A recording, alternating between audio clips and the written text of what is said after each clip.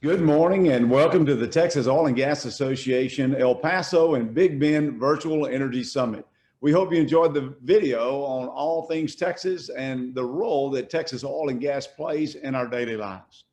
To say we are in unprecedented times now, though, is an understatement. The disruption to society from the COVID pandemic has made everyone worldwide adjust our way of living, working, and educating our children. That's why we are bringing to you this virtual energy summit, powering your community. Oil and gas has been the cornerstone of the Texas economy and will continue to be. El Paso and the Big Bend region are dynamic to the Texas economy, and we are very glad to bring to you today an insightful program on how we can all power forward together.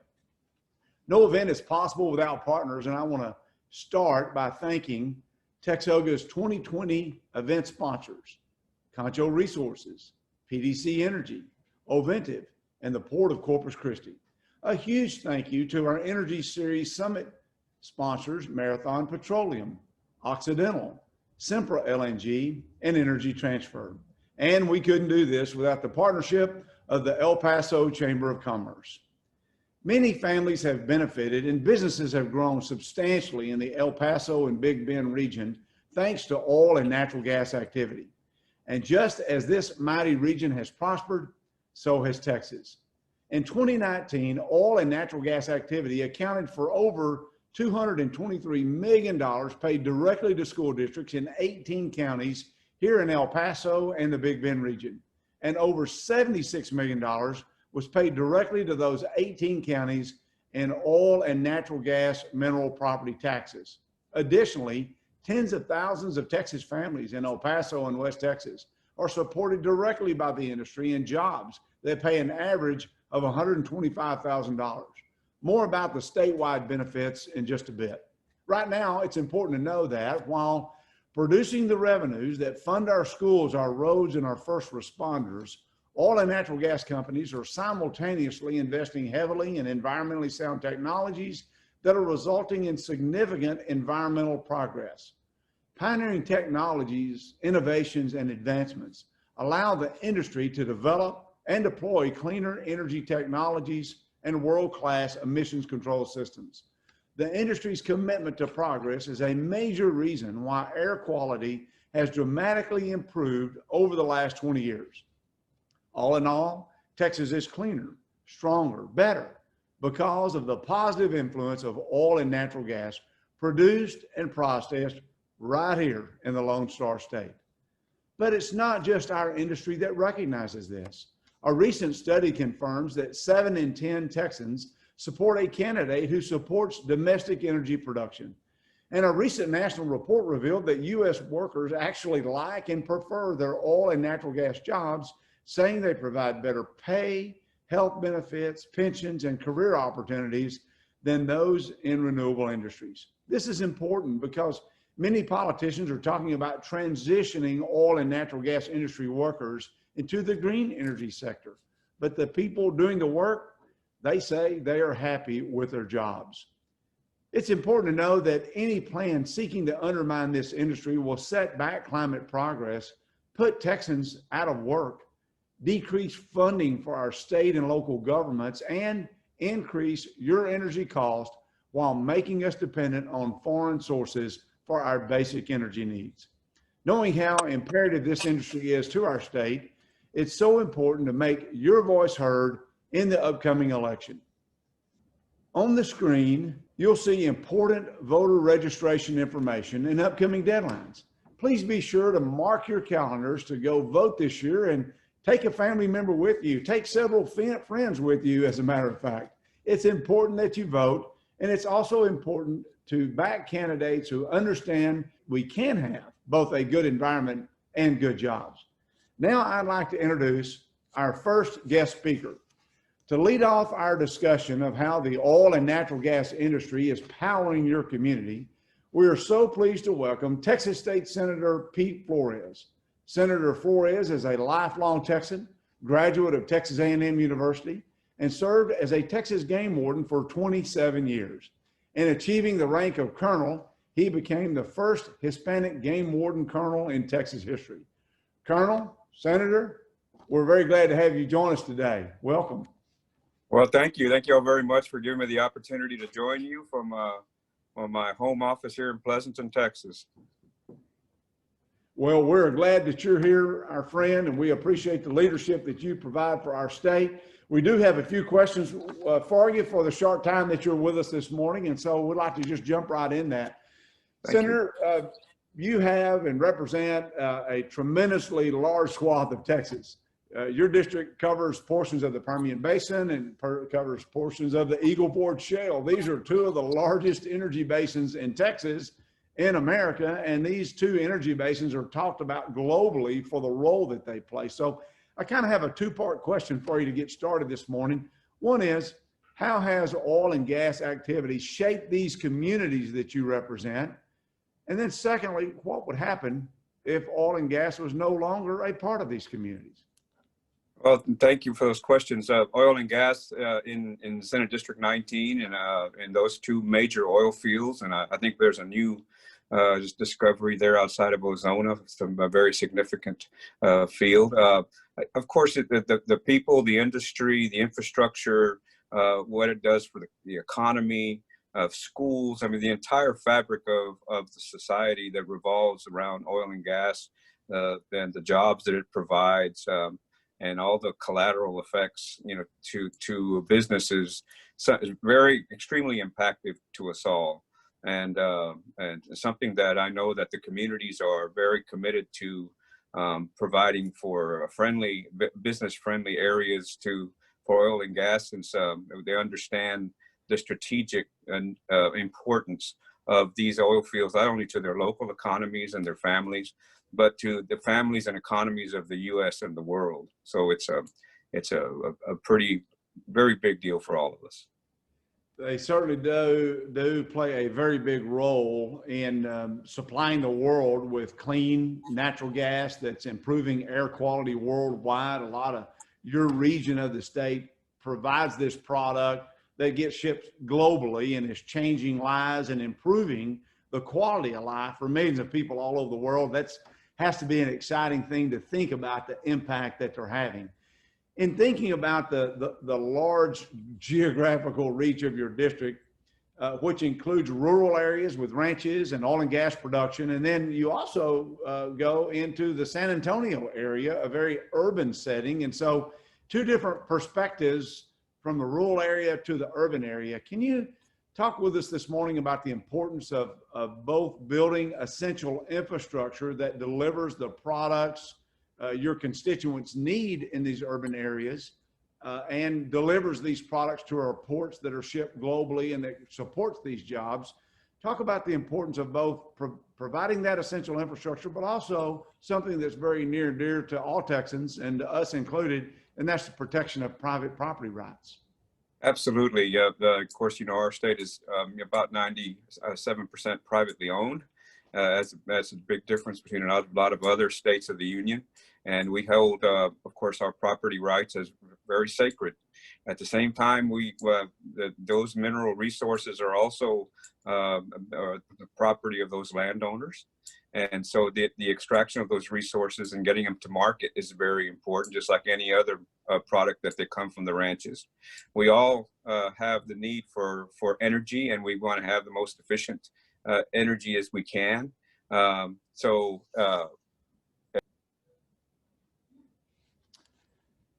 Seems like we have a little technical glitch here right now. We'll give it a minute to see if that frees up. Senator, if you can hear me, we've lost your audio and video feed. And so we'll give it just a moment to see if we can reconnect, and our team will work with your team here and see what we can do to fill this gap. We were having on with us at the time State Senator Pete Flores. He is answering questions about his district. He represents one of the largest portions of Texas, running from the Permian Basin to the Eagle Ford. And Senator Flores was talking with us about the need to balance both the development of essential infrastructure that supplies natural gas to heat and cool your homes, gasoline to a convenience store near you, along with the protection of private property rights, something that's very important to all Texans. And hopefully we can get Senator Flores back online, and we'll give it just a minute and let the technical team determine if we're going to be able to get him back. And if we're not, we'll move on to our next portion of the program. But while we're doing that, I think it's important to think about what Senator Flores was talking about.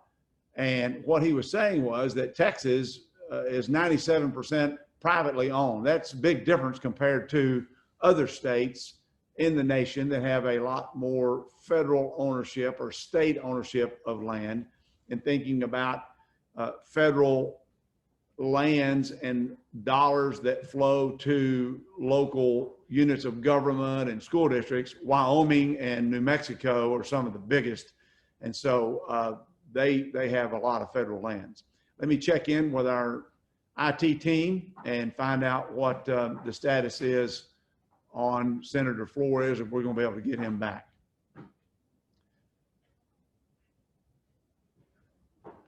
So it looks like we're not going to be able to get Senator Flores back. Senator, we're glad to have you for a brief while this morning. Sorry for the technical difficulties. I know that we have another elected official from this area that we're delighted to have on our program today. I'm excited to welcome Representative César Blanco. Representative Blanco was raised in El Paso.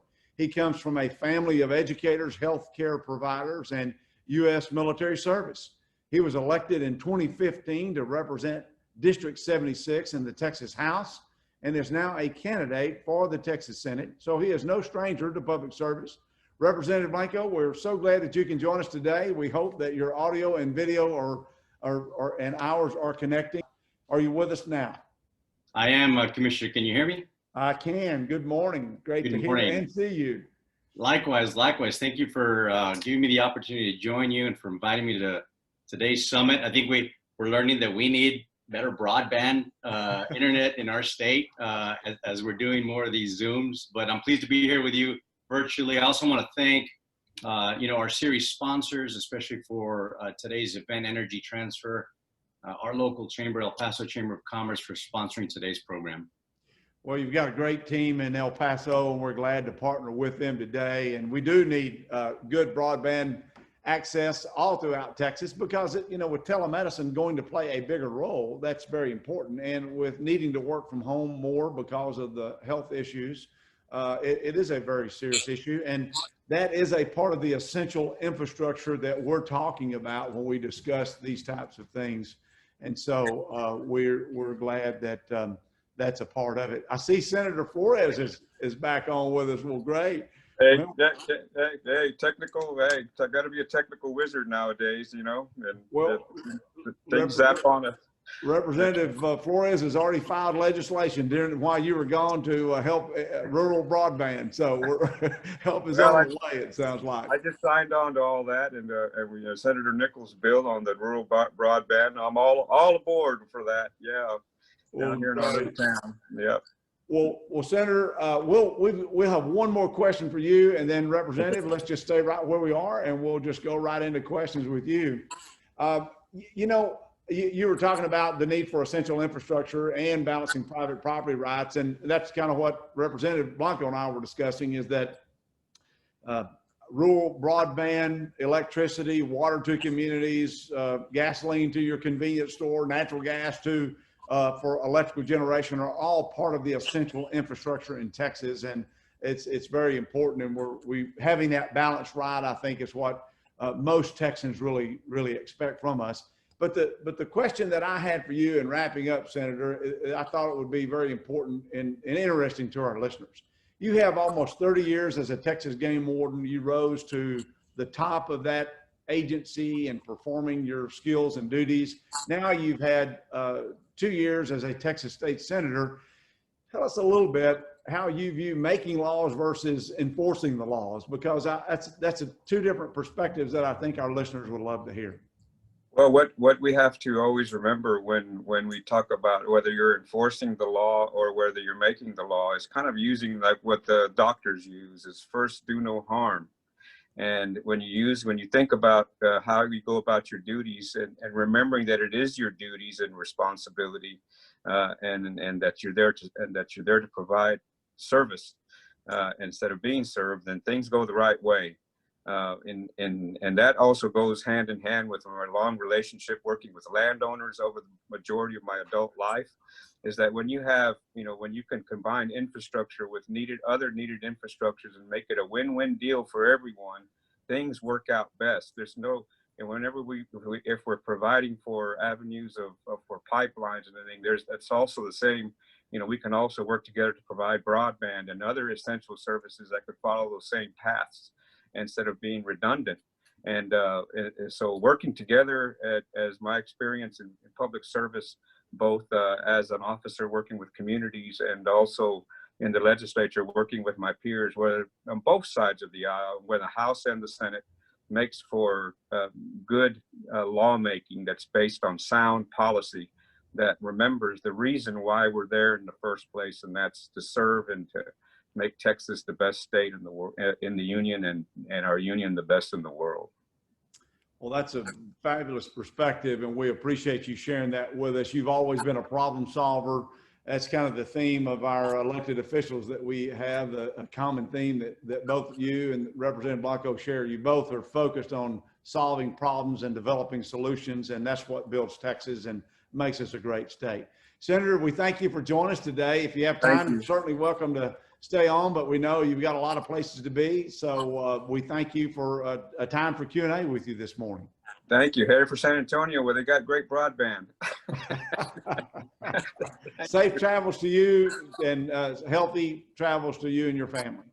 Thank you. Thank you. Okay, thank you. Representative Blanco, you have been a problem solver, obviously, in the legislature. You look for ways to address solutions, and I think Texans appreciate that. That kind of defines who we are as Texans. I know we were thrilled to have you as our guest at the Texas Oil and Gas Association when I was actually in El Paso back in January, just a few months ago. It seems like a decade now that we've gone through all the COVID activity, but we were there. We hosted the mobile oilfield learning unit at Ramona Elementary School in El Paso. And I tell you, it was a great day for me to see the eyes wide open and the enthusiasm that those students demonstrated as we highlighted the importance of STEM education, how the oil and natural gas industry in Texas supports education. And so in thinking about that day and that moment, and I still remember your very poignant comments that you provided there, do you think that your constituents, or for that matter, most Texans, are aware of the role that oil and natural gas plays in supporting public education and in developing our future workforce? Well, Todd, it was great for TXOGA to be in my backyard, as you said, in Ramona Elementary here in El Paso, with that mobile oilfield learning unit. It was great, but to answer your question, I think, Texans know that Texas is an oil and gas state. And I think many people know that, it's important that they know that Texas oil and gas directly supports public education and our universities. Our permanent school fund and our permanent university funds are among the largest education endowments in the nation. And they're exclusively funded with revenue from oil and natural gas. Texas schools, universities, and counties directly benefit from oil and natural gas royalties and property taxes every year.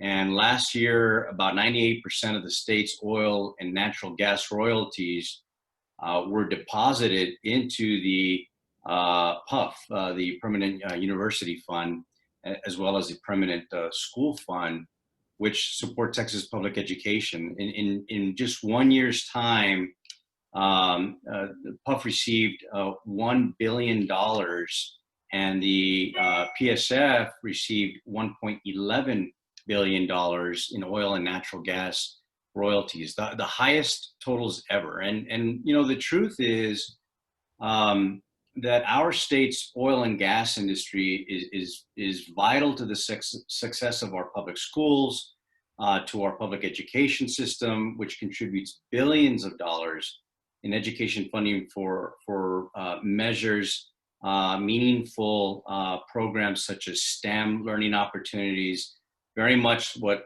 TXOGA brought with the mobile unit in our community here at Ramona Elementary. And I know that you know these numbers, but it's worth noting that Texas school districts receive $1.5 billion in property taxes from these mineral property producing oil and natural gas, the pipelines, and then the gas utilities as well. And counties also receive a significant amount of funds. They recently received $398 million in oil and gas mineral property taxes. So, you know, you're a former legislator. As a legislator, I really appreciate the contribution to our state's economy and our public education system. And I also think that it's safe to say that without the support from oil and gas, our schools might not be what they are, or perhaps what our property taxes might be even higher with that. So it's important to note that and to find that balance.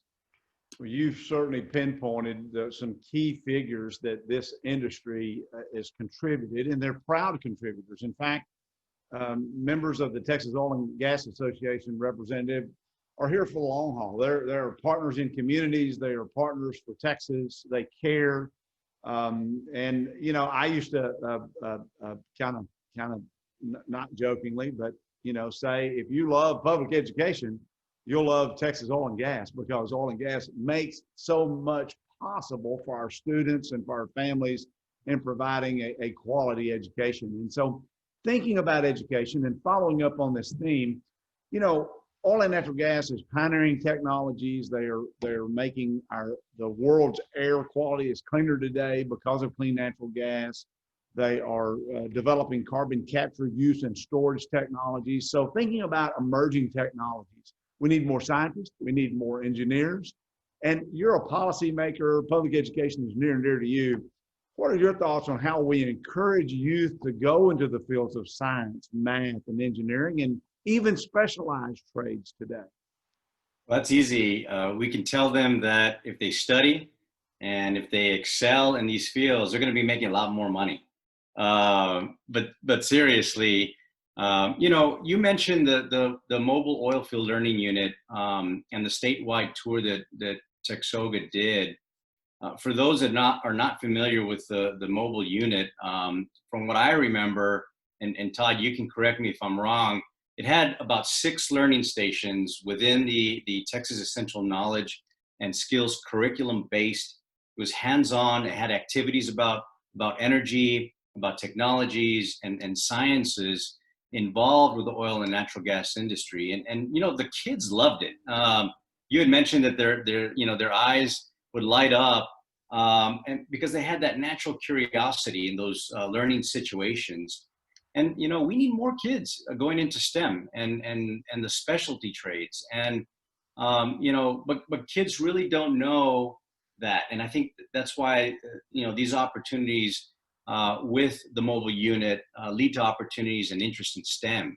I think it's big. A big part of that is the fact that most kids, you know, especially in neighborhoods around in my district, aren't exposed to those fields and those careers that STEM programs can lead to. So the more that I think, and I think the mobile unit does this, the more that we can expose kids to these different pathways, whether it be through real world exposure or a controlled learning environment like the mobile unit, I think it's easier to encourage kids to take STEM courses and really have fun with it. Well, you're right that we call it the MOLU, the Mobile Oil Field Learning Unit. It does have those different stations. And Representative, when I was first introduced to that, I thought we've got to get that into the schools. And our members provided the resources, and we were started in El Paso, and we were working our way across the state. Then COVID hit, and so it kind of prematurely ended that. But more hands-on environment is a way. And when the health issues clear up, we're going to get those back into schools, because we need to, you know, capture those children's imagination. And we appreciate your leadership there. You know, it is you know, a former state representative that you and I served with used to say it's for the children, and it is for this next generation. Our industry is making some great progress in environmental progress. We're making developing climate solutions. You're a member of the House Environmental Regulation Committee. This committee sees a lot of the different policies that go through, and you work with the Texas Commission on Environmental Quality, the Texas Railroad Commission on different initiatives in addressing environment-related issues. Kind of give us your perspective of where Texas is. You think there's room for growth here, or some things we need to be thinking about? Well, you're right, Commissioner. I am a member of the House Environmental Regulation Committee. And I know that we can do better on environmental issues. You know, Texas is a huge state. And I think, as you all know, we have a lot of natural resources. We have a lot of people. We have got a lot of industry, great geography, and our economy rivals Russia as the 8th largest economy in the world. And, you know, the oil and gas industry is a major reason we're an economic powerhouse globally. And as big as we are, we've got numerous environmental challenges. We have environmental issues related to radioactive waste, to flaring, concrete crushing, uranium mining, TERP, landfills, a variety, renewable and advanced energy, pipelines, air and water quality, you know, polluter penalties, a variety of things. And I think in all of these areas, I think we always have plenty of room for improvement. And industry believes that very strongly. I know that. I've seen it in committee. And I'm really optimistic that we can keep making progress on these future sessions. I think that from my perspective, the state needs to be proactive in addressing climate change in Texas. I understand Texas alone, we can't solve our global warming crisis by ourselves. It takes a global effort. But with the oil and natural gas industries making really historic investments in innovative ways to mitigate greenhouse gases, and with Texas ample access to wind and solar, I think Texas can really be a leader and really a model for curbing greenhouse gases, and I think for reducing our carbon footprint. So from a legislative perspective, I hope that you know, this is a dialogue that we can continue to have, that we can continue to work together to develop smart policies and science-based regulations. Well, I want to say that industry does agree with you that smart policies and science-based regulations are the pathway forward. They do spend billions of dollars annually to improve our environment. They are committed to advancing technological solutions so that we can maintain an economic competitive position, but also strongly committed to environmental progress. And they've had some great outcomes. I mean, carbon dioxide emissions have been reduced double digits in the past 10 to 15 years. Methane emissions from oil and gas systems have declined 23% since 1990, while production has skyrocketed. And so we appreciate that approach. We're committed to that approach, and we look forward to smart policies in order to make our world better for everyone. There's one atmosphere, one world, and we're all a part of it, and we want it to be done right. And interestingly, America has higher environmental standards, you know, better labor standards than other producing countries around the world. And so we believe in an all of the above energy approach, and we want to make certain that oil and gas that our citizens need and rely upon for 96% of the products that we use every day is domestically produced and sourced domestically, rather than relying on it being shipped in from other countries. So we appreciate your work there and your commitment to both a good economy and a good environment as well. I want to ask you, I know we're getting a little bit short on time. I want to get some more questions in with you today. You've committed your life to public service. You began with your enlistment in the United States Navy. I always remember that about you because I have an uncle that served about 30 years in the Navy. And so that means a lot to me personally and to my family. Over the years, you've made Veterans Affairs, healthcare, education, border issues, the cornerstones of your work. And these are top tier issues that impacts everyone's life. As we think about this next session being budget constrained, are there other issues that come to mind that that might be difficult as the legislature reconvenes here in January? Yeah, and you and I had this conversation, it was either last week or the week before last, and we were reminiscing about your time in the Senate when there were a lot of similarities back then with major issues before us. 2 months, Todd, after session adjourned last May, our hearts were broken here in El Paso. An individual who was hate-filled, a domestic terrorist, drove 9 hours to commit mass murder in our community. And that attack put El Paso at the forefront of the national debate on gun safety reforms.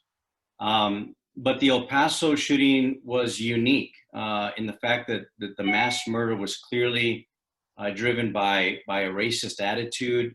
And as a legislator who represents El Paso and the district where this mass murder occurred, I owe it to those that were taken from us to take action to make sure that this never happens again in El Paso or really anywhere in the state of Texas.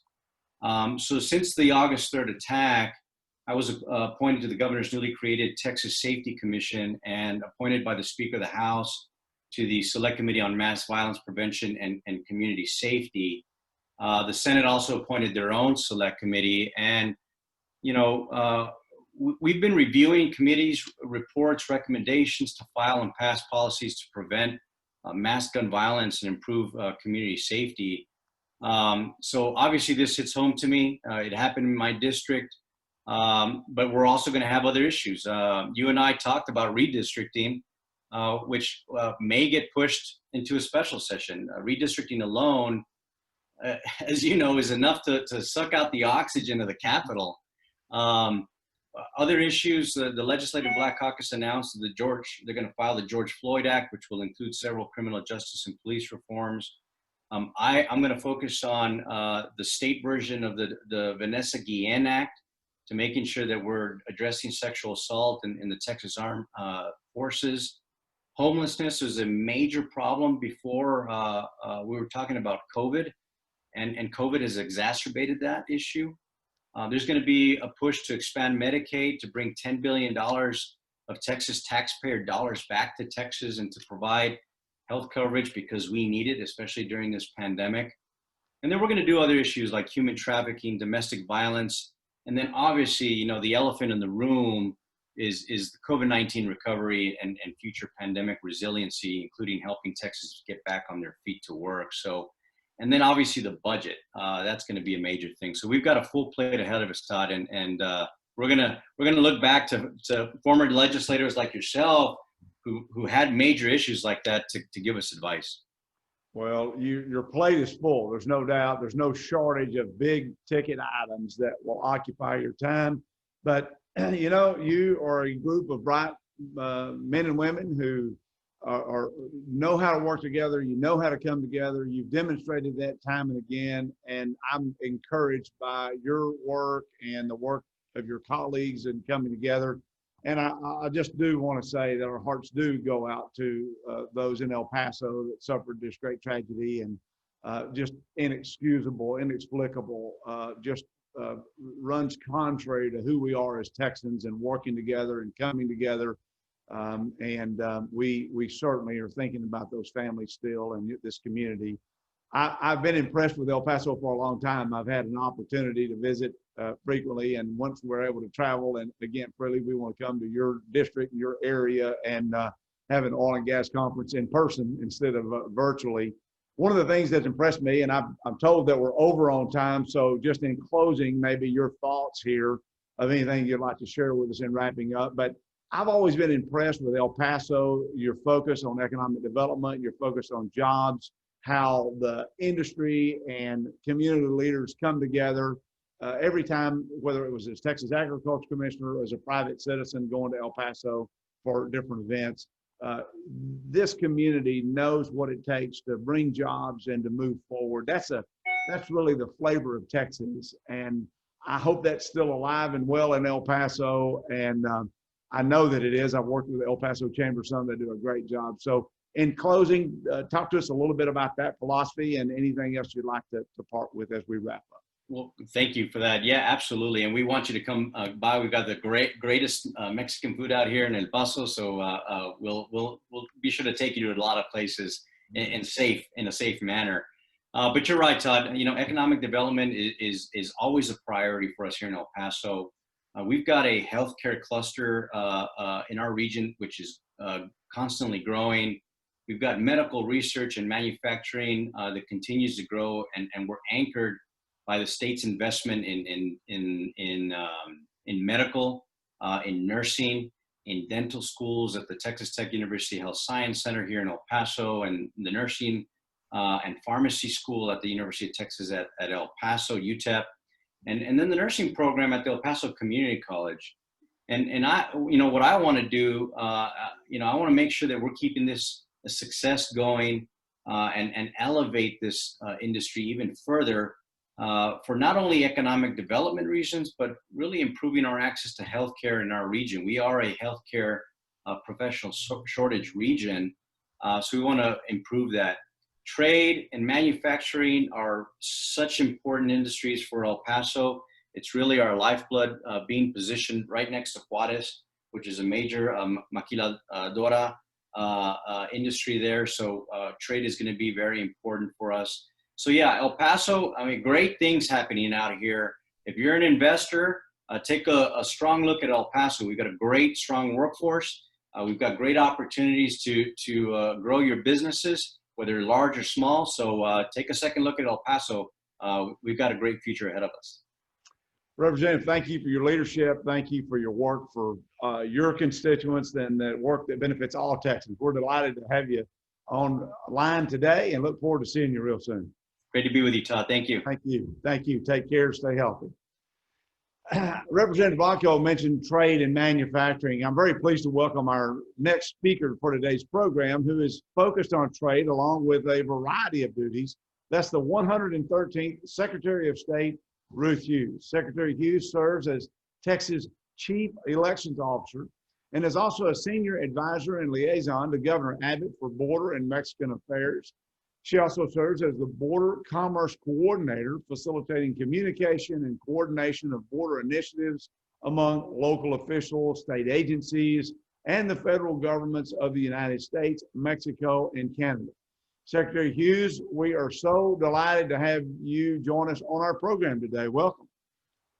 Thank you so much. Can you hear me all right? I can. Your audio is good, your video is good, and we know that you are busy promoting Texas. We know that you're busy managing elections. We know that you are a strong advocate for a good partnership with our neighbors in Mexico and Canada. So I thought we might give you a few minutes today just to share your thoughts with us. We're excited to have you on the program. Well, thank you, and thank you for giving me this opportunity to share some remarks with your audience. I really enjoyed the question and answer with hearing Senator Flores and of course Representative Blanco, two officials who I often see when we were able to make public appearances, because they are both so engaged with their constituents, and I really appreciate their leadership. So, and thank you, Commissioner Staples, for this kind introduction and for this opportunity to speak to everyone here about the oil and gas industry in Texas and the tremendous impact that it has on our state. I also wanted to take a moment and name and thank your series and event sponsors, Sempra Energy, Oventive, PDC Energy, Concho, Marathon, Occidental, Energy Transfer, the El Paso Chamber, and the Port of Corpus Christi for their work and for making today's event possible. And I really appreciate this chance to have an overview of the United States-Mexico-Canada Agreement, the USMCA, something that was implemented on July 1st and would have been met with even greater fanfare were we not in the middle of a pandemic, but it's incredibly important. It was ratified and it came into effect across North America replacing the North American Free Trade Agreement, or NAFTA, that had preceded it.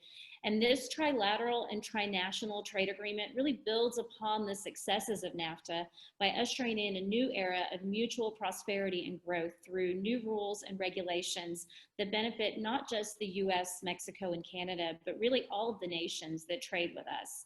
So to illustrate the tremendous economic impact of this interdependent trade relationship for our state, last year alone, trade between Texas and our two largest trade partners, Mexico and Canada, respectively, directly supported nearly 1 million jobs that included thousands of jobs in the oil and gas industry here in Texas.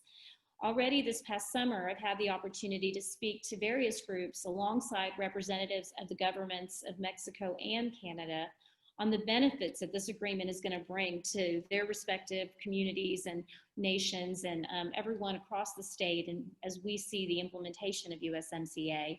And several of the main updates that significantly benefit our state and our trading partners are some of the things I wanted to highlight here today.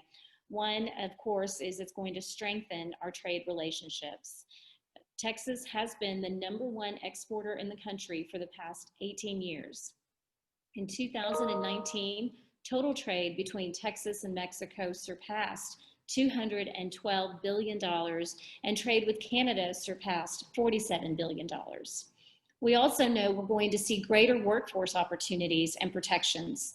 Texas leads the nation in the number of jobs dependent upon exports. As I mentioned, nearly 1 million people employed in Texas are employed in trade-related jobs that are tied to our North American partners. USMCA is going to assist in this job growth in Texas, and it's going to raise the bar for the enforcement of labor laws, allowing Texas workers to benefit from higher wages and more robust benefits. Innovative rules of origin are going to encourage more goods and materials to be manufactured in the US and Texas, and really make sure that the benefits of USMCA flow to North American workers. We'll also, of course, see the modernization and the protection of digital trade. For obvious reasons, NAFTA offered no rules in regard to digital trade. So USMCA is going to add protections that take into account the emergence and the expansion of digital trade in the 21st century by prohibiting the application of custom duties to electronically distributed goods, such as ebooks, videos, music, software, and games. We'll also see more cross-border investment opportunities. Annually, Mexican firms have invested approximately $3.4 billion into Texas, and Canadian firms $7.2 billion. USMCA is going to allow for greater foreign direct investment from Mexican and Canadian firms through expanded collaboration and efficiencies between international markets. USMCA is also going to benefit us in access for agricultural goods. In a statement from the Texas Farm Bureau in December 2019, it was noted current agricultural exports from Texas to North American partners amounted to approximately $7.2 billion and stood to increase nearly $2.2 billion under USMCA. So in addition, we know it's the first trade agreement for the US and Texas. It's going to address cooperation, information sharing, and other trade rules that are related to biotechnology and gene editing. And of course, it's going to benefit small businesses. Small businesses in Texas account for nearly 93% of all Texas exporters. New customs and trade rules will make it easier for small businesses to tap into foreign markets and participate in cross-border trade. Moreover, USMCA eliminates the local presence requirements for cross-border service providers, so it benefits small businesses by removing the unnecessary burden of opening a foreign office as a condition for doing business. And lastly, and certainly while the reason you all are here is the USMCA's impact on the energy industry and on Texas's oil and gas industry. We know that Texas is the top energy producing state in the nation, and we are the leader in natural gas and crude oil production. In 2018, Texas exported a combined $22.8 billion in petroleum and coal products and $10.8 billion in oil and gas to Canada and Mexico. USMCA opens up opportunities for Texas to create new energy partnerships and increase exports in energy, particularly natural gas, which accounts for a majority of Mexico's electricity production and overall energy use. The USMCA is going to streamline the regulatory process for US LNG exports to Mexico and Canada and provide new flexibility in terms of rules of origin certification requirements for oil and gas that's moving between US, Mexico, and Canada. It also addresses a long-standing issue by allowing hydrocarbons transported through pipelines to qualify as originating, providing that any diluent, regardless of the origin, doesn't constitute more than 40% of the volume of the good. Last year, Cheniere Energy, headquartered in Houston, the energy capital of the world, celebrated the grand opening of its new multi-billion-dollar liquefaction facility in Corpus Christi. A few short months later, Cheniere's leadership was joined by state officials and industry leaders to celebrate the first ever overseas cargo shipment of LNG from Texas, representing our state's continued growth in the energy export trade and the expansion of our international reach. Texas is also home to the third largest port in the United States, the Port of Corpus Christi, and the export of outbound crude oil to domestic and export markets via the port is booming.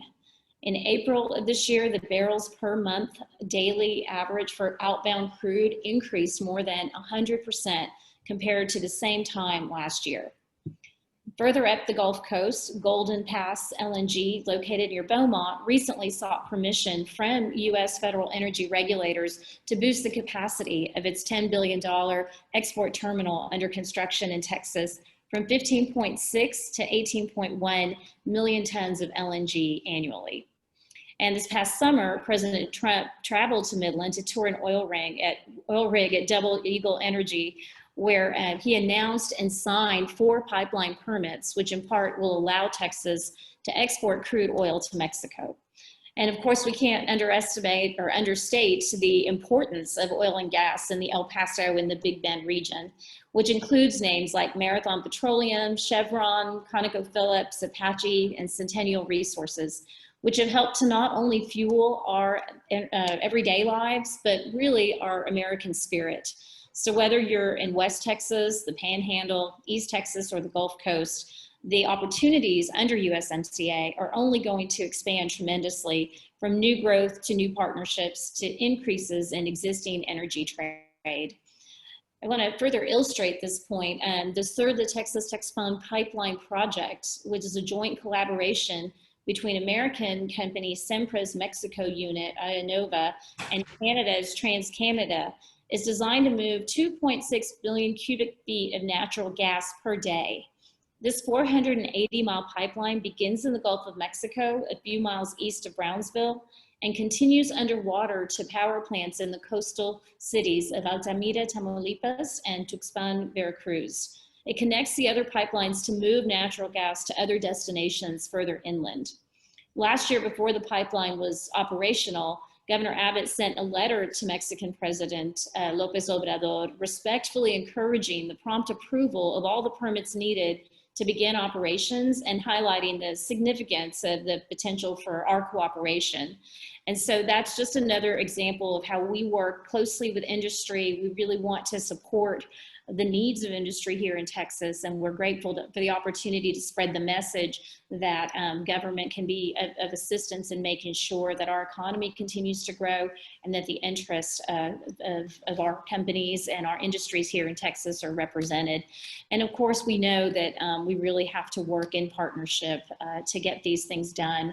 And so our reputation as a national and a global leader is really reliant upon these relationships that we've fostered both here at home and abroad. And of these, our relationship with Mexico is incredibly important. I mentioned to you at the beginning of this, earlier this morning, that I had had the opportunity in my first month as secretary to travel to Mexico this time last year and to meet with the key leaders of President Lopez Obrador's administration. And those relationships have been very helpful to us as we have navigated this pandemic. And we have found that we had different definitions of essential services. We had industries that were being impacted by supply chain issues in Mexico, and we were able to communicate, collaborate, and work together to find solutions by working with our partners. So we want to keep those open lines of communication going. And I really want to make sure that all of your members know that we are here to be of tremendous assistance to them where we can. We know the implementation of USMCA is just going to bring tremendous opportunity to everyone involved. And as the nation's leading producer of energy, Texas is primed for new opportunities for cooperation in the energy sector. And events such as this, the TXOGA Energy Summit, really serve to deepen those relationships and make that collaboration possible by bringing all of the relevant stakeholders together. So we really look forward to strengthening that relationship, working with our friends in Mexico and Canada to overcome future challenges and to set the foundation for this new agreement and for new energy ventures and partnerships to be successful. And by doing so, we know we'll forge an even brighter future, not just for Texas, but for all.